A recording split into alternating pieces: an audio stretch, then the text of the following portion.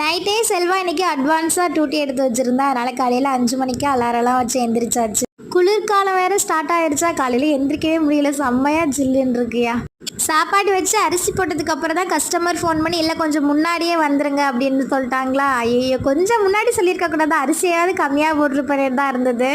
சரி ஓகே பார்த்துக்கலாம் அப்படின்னு செல்வா டீ வெளியிலே குடிச்சுக்கிறேன்னு சொல்லிட்டானா, அதனால் கொஞ்சம் மாதுளம்பழம் மட்டும் உடச்சி கொடுத்து விட்டேன். லைட்டாக செல்வா ஃப்ரெஷ் ஆகிட்டு வண்டியை க்ளீன் பண்ணிட்டு கிளம்பிட்டேன். அப்படியே பாய் பாய் சொல்லி அனுப்பிட்டு அப்படியே வந்து நம்மளும் சாப்பாடு வடிச்சிட்டு கொஞ்சம் நேரம் தான் தூங்கினேன். அப்படியே எந்திரிச்சிட்டு இன்றைக்கி ரசம் வச்சு காய் பொரிக்கலாம் அப்படின்னு நைட்டே காயெல்லாம் கட் பண்ணி வச்சுருந்தேன். செல்வாக்கு வேகமாகவே எந்திரிச்சு சமைச்சு கொடுக்கணும் அப்படின்னு. நான் என்னைக்கு அட்வான்ஸாக இருக்கணும் அன்றைக்கி தான் என் செல்வா வேகமாகவே கிளம்பிடுவான், என்ன பண்ணுறது.